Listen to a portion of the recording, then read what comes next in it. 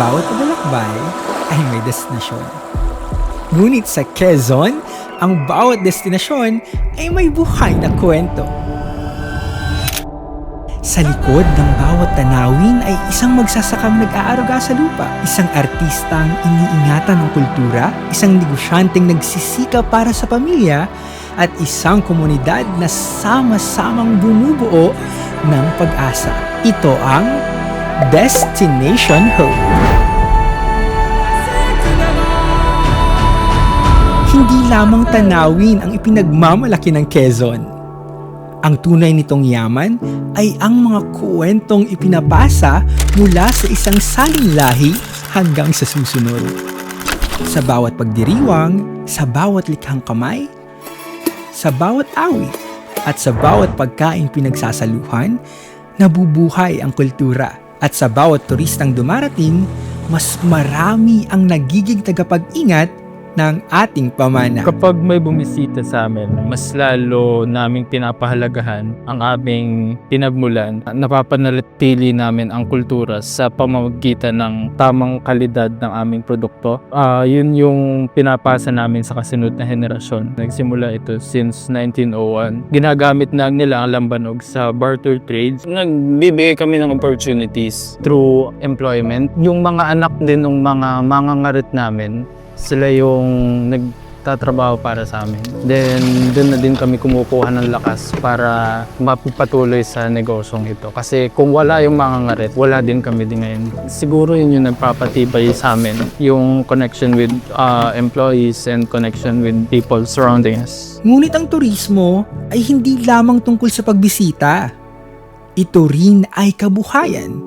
Ang ani ng magsasaka, ang huli ng mangingisda, ang produktong likha ng maliliit na negosyo, lahat ng ito ay nagkakaroon ng mas malawak na pagkakataon dahil sa turismo. Sa bawat produktong binibili, may pangarap na natutulungan, may pamilyang umaasa. Kapag gumagamit ang turista, gumagano rin ang pagkakataunan o nasan. Nakapalain po nung po para sa atin bihagang sabi.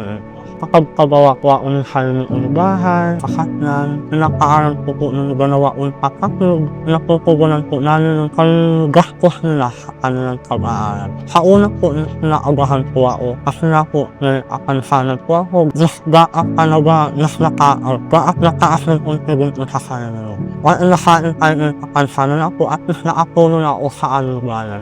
Kung nakapunog po na nakapansanan, laban na, naging lahat na nakapansanan, wala lang walang komunidad ang umuunlad na nag-iisa sa pagtutulungan ng mga mamamayan na bibigyan ng bagong sigla ang turismo sa Quezon. Tradisyon ang pundasyon, teknolohiya ang tulay, at ang pagkakaisa ang daan tungo sa mas malawak na oportunidad. Kapag sama-sama ang komunidad, mas marami kaming naabot.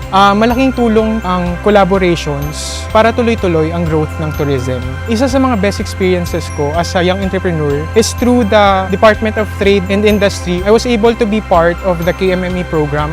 Hindi lang kami tinuturuan kung paano palaguin yung negosyo, kundi kung paano rin kami makakatulong sa local tourism. Because of that connection, nabigyan din kami ng opportunities to collaborate with the Quezon Provincial Tourism Office. We became part of the Bonpen Trails na kung saan na-showcase namin ang Fresco Brews Cafe and the whole Bonpen community. Hindi lang isang negosyo ang nakikinabang.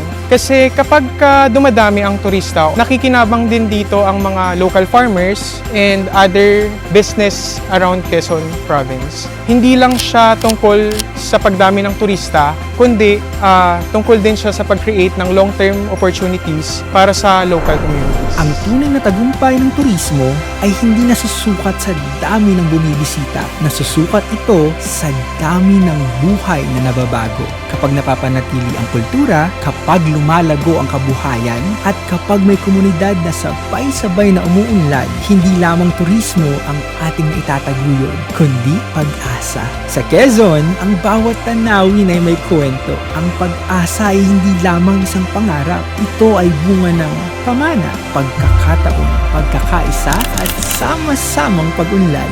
Dahil dito, ang destinasyon ay hindi lamang lugar na pinupuntahan. Ito ay pag-asang sabay-sabay nating binubuo. Ikaw, saan ang next destination mo?